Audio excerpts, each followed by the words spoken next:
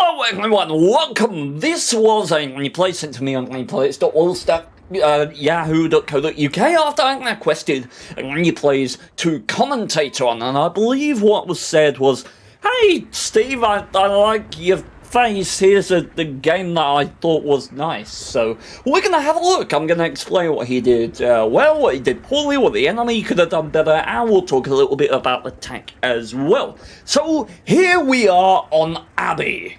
I'd like to be on Abbey myself, because I'm tired of being a 27-year-old virgin. That's irrelevant, don't know why I shared it with you. Anyway, looking at the AMX study, 390 meters of view range. It will be enough to spot if he decides to go to the bushes on the right there and look into the mid.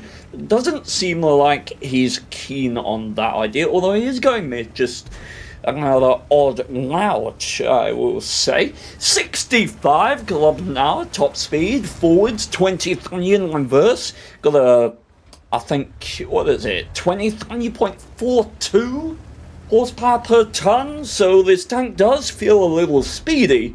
And with this 105mm gun, we're looking at 390 alpha damage, which isn't remarkable for a tier 9 medium, but honestly, there's a lot of aspects about this tank that are thoroughly mediocre.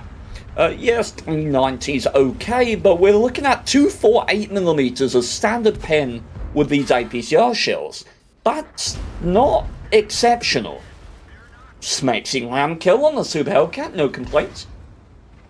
248mm of pen on standard shells. I suppose on a tier 9 medium tank, not the end of the world if you're looking at things like the old T-54 with 201mm of pen on AP shells, but then you look at the heat shells, and they've only got 300 pen, which is quite mediocre indeed. 53 pen on HE, which will grant you 480 alpha damage, so nothing to write home about there in my estimation. Let's talk a little bit about the armour of this tank.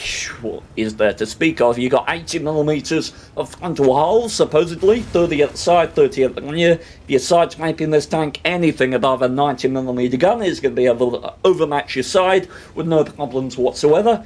Turn armour-wise, we got 150 on the front, 40 at the side, 30 at the rear, and this good old cupola. By the way, I like to see this relocation from the mid, utilising the mobility of this thing quite well here. The cupola is 100mm. This cupola is a cupola, right? It's a weak spot from the days of old where tanks did actually have to have weak spots. Speaking of which, the gun mantlet is 200mm of spaced armour around the middle flat section here. If you have high enough pen, sort of 250 plus, you can just go straight through the gun mantlet here, but the armour can be a bit trolly. Outside of the gun mantlet, if you've got anything about 200mm of pen, you can pretty reliably pen this area outside of the gun mantlet. But at that point, why not just shoot the cupola, because it's 100mm. The upper plate is also something that you should take note of in this tank. You can see it's quite well sloped, right, here. So you will provoke occasional bounces, but bear in mind this is only 40mm, this armor here. So if the enemy have a 120mm gun, higher than a 120mm gun, they are just going to immediately overmatch that. So that will not be pleasant at all. So, anything else to talk on the tank, or can I move swiftly on? Let's note quickly as he comes up the booty of this TNH. Lovely, lovely jubbly, going through his load of 8.24 base. Well, that's 6.9 rounds per minute on this vehicle. But yeah, 0.37 accuracy with a 2.3 second aim time. This gun, stats-wise, isn't actually that great. DPM is pleasant, but I mean, well, I don't know, the accuracy is what bothers me more than anything. Though if we compare it directly to the M46 pattern, which has 0.39 accuracy, I suppose it comes up fairly favourably. Right, let's call a stop to proceedings here and analyze this situation a little. And I talked on this in my last commentary I did about choice of whether to go back and defend a base or go forward and attack the enemy base. And I've said always err on the side of caution, because if you go back to your base and you're not needed, the game still goes on. If you decide to go to the enemy base and you are needed, then you lose. So I would favour going back and potentially occupying this balcony position at this point in proceedings. We're going to hope for the best for our team over here. We shall see how they do. And it does look like Pantox is going to put his 65 kilometers an hour top speed to good use here. So we'll see what he can get up to when he gets into position.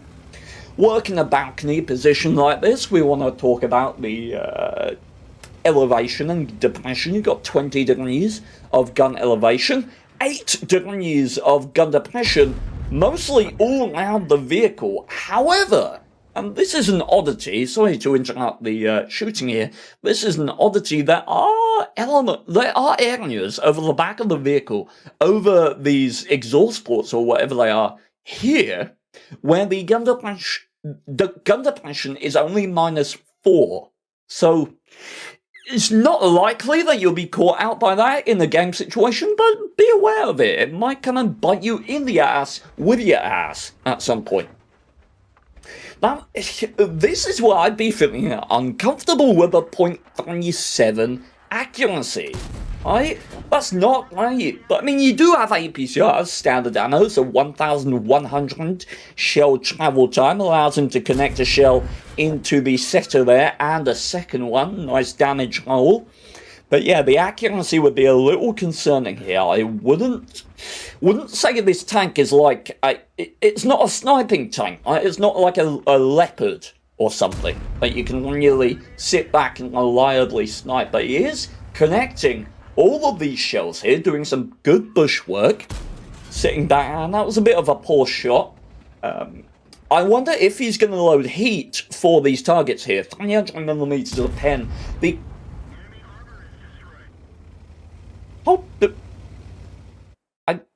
Excuse me, I don't think I was paying attention there. Let me just look at that real quick. Misses the shot on the TNH. Got APCR loaded.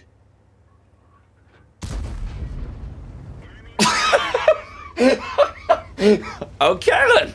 Alright, style points I guess. The bitch wasn't even looking. Okay, so we got 14.91% cannon rating while we're stationary.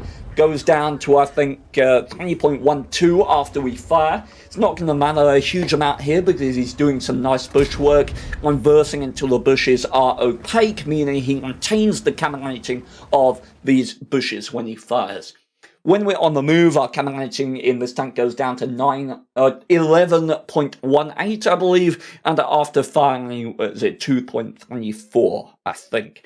But now, here we are in a 1 versus 5. Kolobanov's medal on the table. We like to see it. What's capping at the moment? Something was capping. We've got to assume it was the TNH.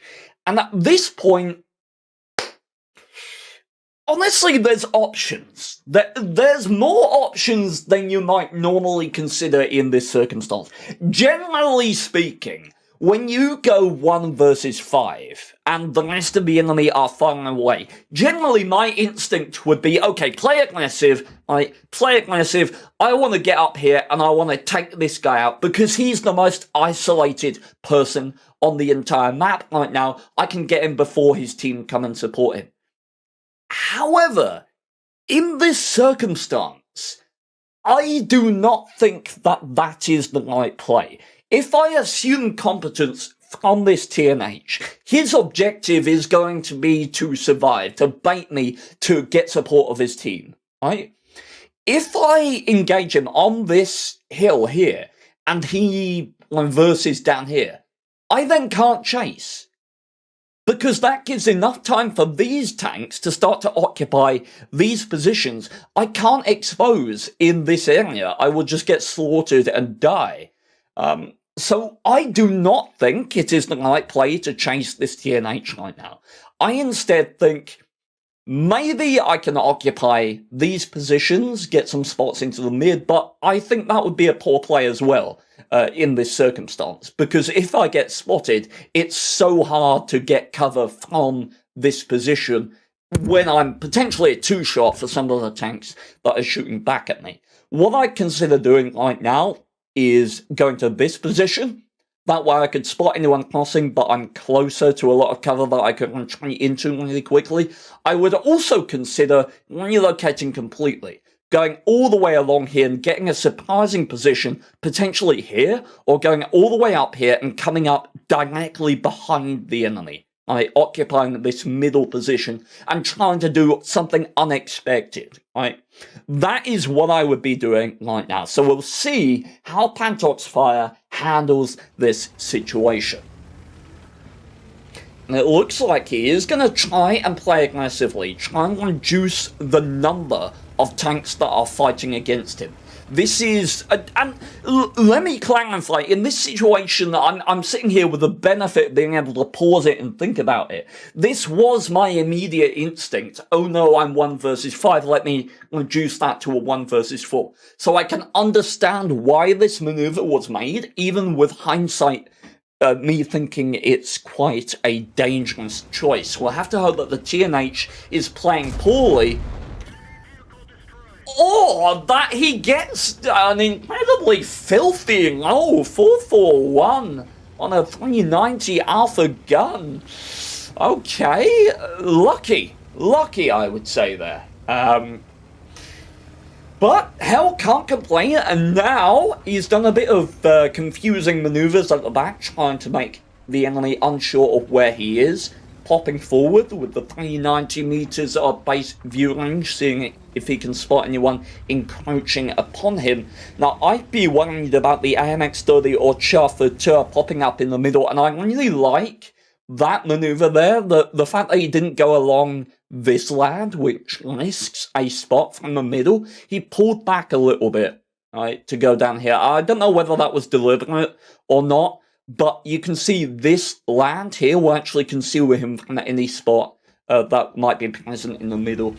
Now, I'd be very concerned about going up the hill here, and I think he makes the right decision going low, because if someone was in the mid and he got spotted going up the hill, that's just a funny shot in the ass, potentially like 400 health lost because of poor decision making here. Now, we are going at high speed here, 65 kilometers per hour, as we talked on earlier, and you've got to expect to run into some people here. Do you?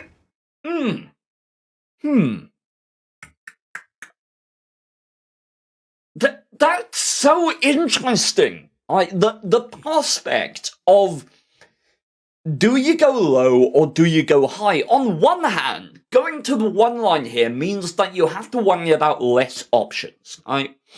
And when you are outnumbered, generally less options is better, right?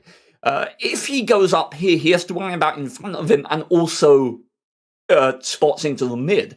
But that kind of almost favors you in this situation if you go up, right? The cheeky spot on an isolated enemy tank you could get from these positions might be incredibly valuable.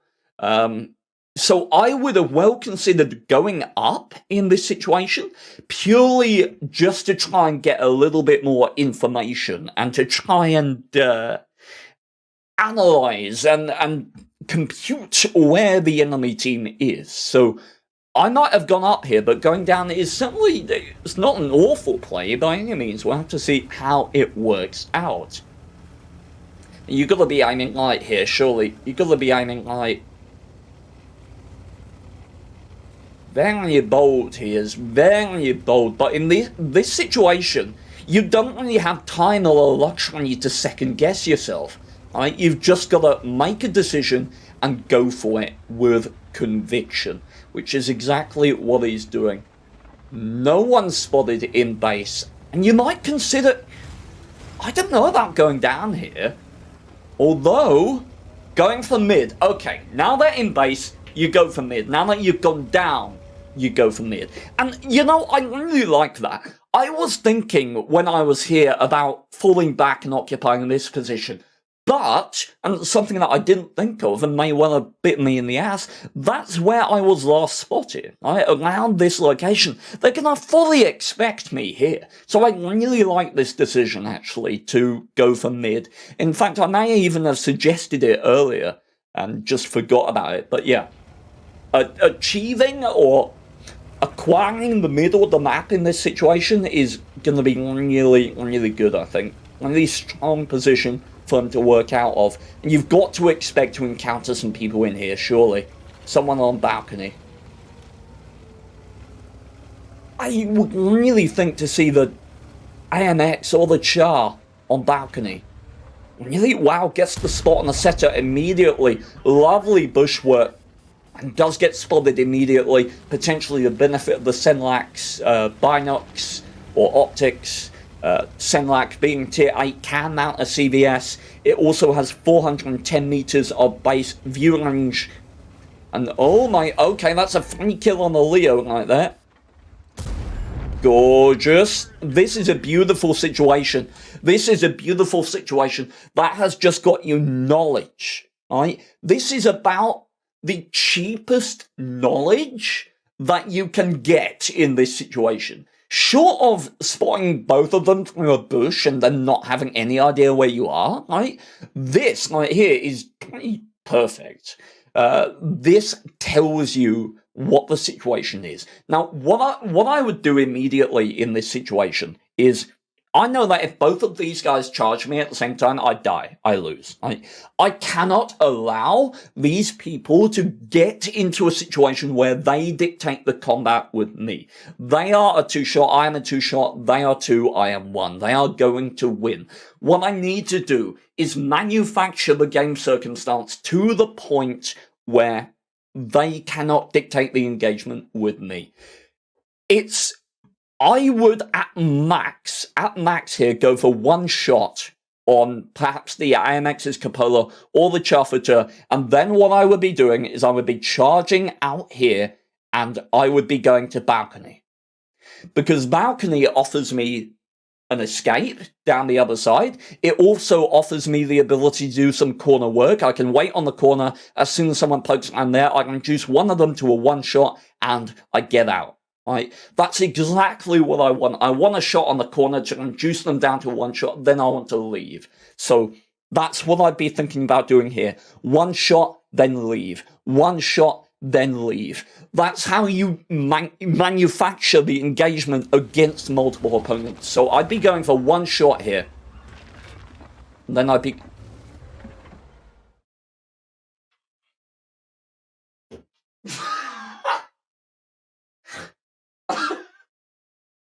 Oh, okay then. Okay, I'm assuming we saw it. Assuming no one else missed that little nugget of information there. Okay, so clearly I've been talking out my ass for the past minute or so.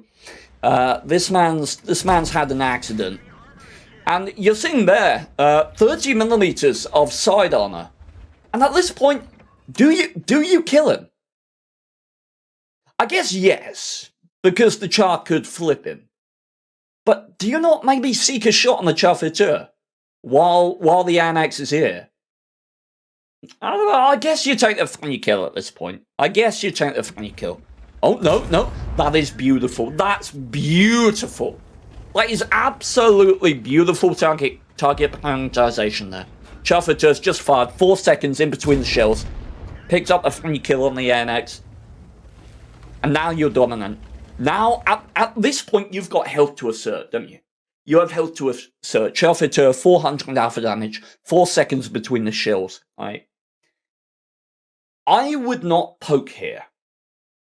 I would bait forward and backwards, right? Until I got unspotted. Then immediately I would relocate. I would come all the way out and I'd come straight charging for this guy. Because one thing I don't want to happen is I don't want to take a cheeky shot in the Cupola and then be reversing to avoid that shot, then have to gun on the gas and go and potentially give him time to fall back and reload before I come around the corner. I don't want that to happen. So, yeah, I'd go unspotted here and try and charge this guy, I think would be my play. But it looks like... Oh, and he does miss a shell. Okay, that's poor play by the enemy team. Poor play by the trafficker. Really poor play. After missing that shot, should have fallen back immediately. I think I was on the right track with my play of not going for that poke and just charging him, because I know I can take one shot. I know that he's got 4 seconds in between his shells, and I can definitely get in, close him down with my top speed, and get that kill shot. I think this was the more dangerous manner of doing it.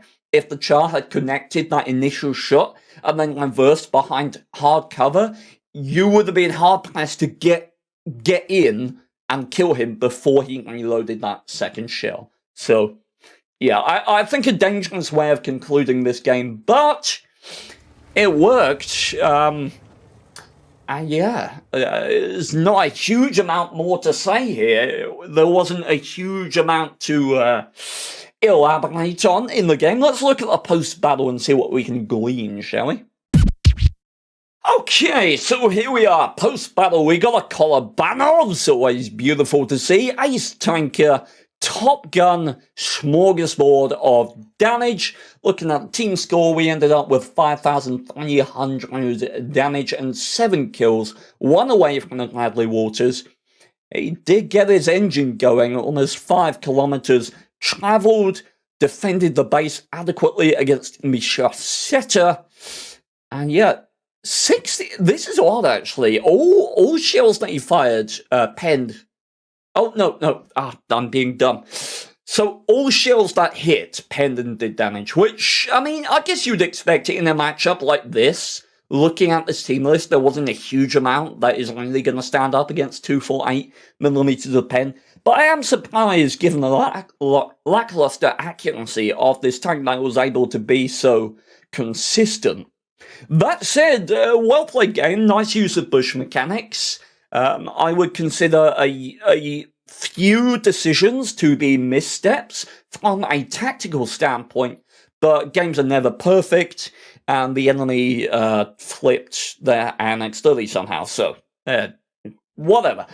Thank you very much for watching, everyone. If you care to have your replay analysed by me in this series, send it to replays.wurst@yahoo.co.uk, and I may well get around to it at some point. Thank you very much, and have a lovely day. You better never ever shoot versus the man, cause that's a jerk of his hand, hence you're a permanent ban, yep. Like in a roleplay game, you wield a dagger but get smashed from half a globe away. But don't worry mate, he's sorry you could have known though, it's all the same story. You better not berate him, he is living in the country next to the US with oil fields.